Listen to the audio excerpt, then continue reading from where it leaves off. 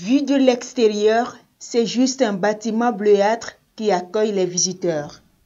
Mais quand on y entre, c'est tout un arsenal qui est déployé. Nous sommes dans l'usine de transformation du maïs en ses produits dérivés, la farine, la semoule et le son notamment. Son nom, Société industrielle des produits agricoles tropicaux Citrapat. Elle est située à Kpali, à 4 km au nord de la ville de Tévié. Mais avant les produits finis, c'est ici que tout commence. Première étape dans la production, le nettoyage.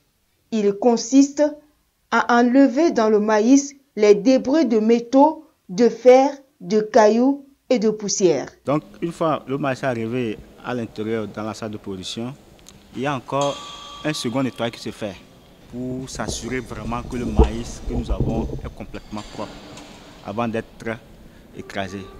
Après le second nettoyage, nous avons deux types d'appareils à cylindre qui servent à faire l'écrasement.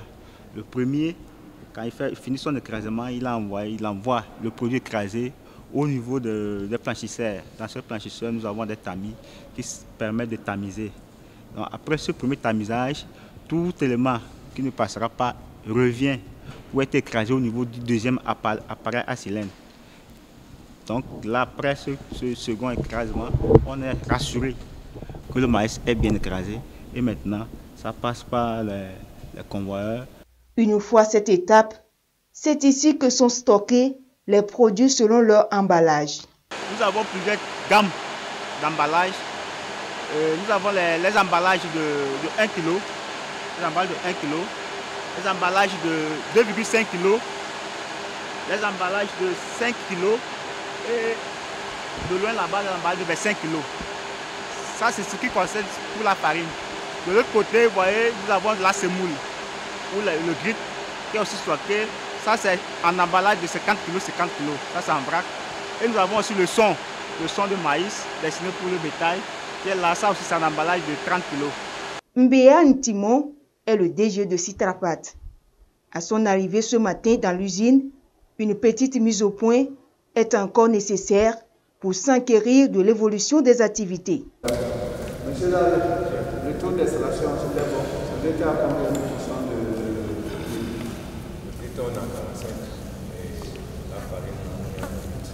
de... Quand vous prenez la graine de maïs, elle est constituée de 3 grandes parties. Les téguments ou les enveloppes, il y a l'endosperme et puis il y a le germe.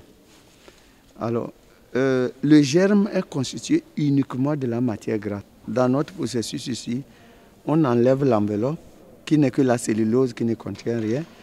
On enlève le germe, qui n'est que la matière grasse, l'huile. Et c'est la farine maintenant comme mou. Et c'est ça qui nous permet de pouvoir garder cette farine pendant 1 an. L'autre aspect, toutes les céréales portent les mycotoxines et principalement l'aflatoxine qui est cancérigène pour le foie. Avec notre processus, ça diminue considérablement la teneur en aflatoxine. Il y a 4 ans, cette idée a germé suite à plusieurs constats.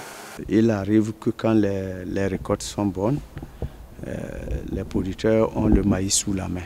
Ils ne savent pas à qui vendre.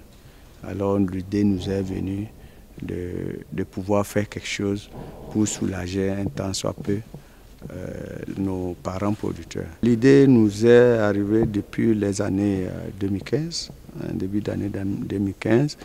Et nous avons pris pratiquement 4 ans pour mûrir l'idée. Nous avons fait des voyages dans des pays qui produisent assez de maïs comme le Togo.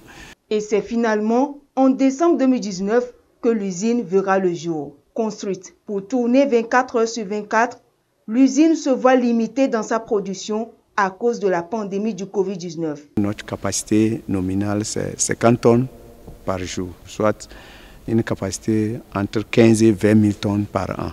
La situation nous est un peu compliquée par rapport à la pandémie. Ça fait que le marché ne répond pas encore. J'avoue que nous travaillons aujourd'hui 8 heures, juste 8 heures par jour, alors que nous avons la possibilité de travailler 24 heures sur 24 heures ici. La société a environ aujourd'hui 400 tonnes de sacs de semoule en stock essentiellement destinés aux brasseries. L'entrepreneur lance ici un appel à l'endroit de ces industries. C'est l'occasion pour nous d'inviter les brasseries togolaises à vouloir quand même utiliser la matière première togolaise si elles veulent qu'on puisse accompagner nos paysans. Parce que le problème qu'elles redoutaient, c'est une question de qualité du produit. Aujourd'hui, on peut les rassurer que nous avons fait des analyses jusqu'en Europe et on a trouvé que la qualité est au top niveau. Le pays a opéré depuis quelques années un certain nombre de réformes afin de favoriser le climat des affaires et la création des entreprises. Une démarche qui a facilité et accéléré l'installation de cette usine.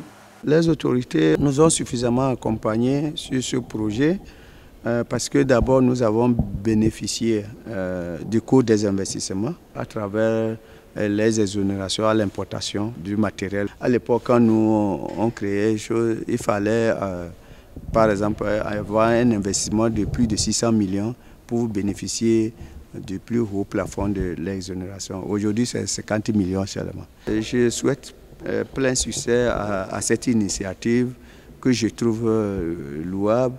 L'ambition pour la société aujourd'hui est de pouvoir exporter ses productions au-delà des frontières du Togo, notamment dans l'espace UEMOA.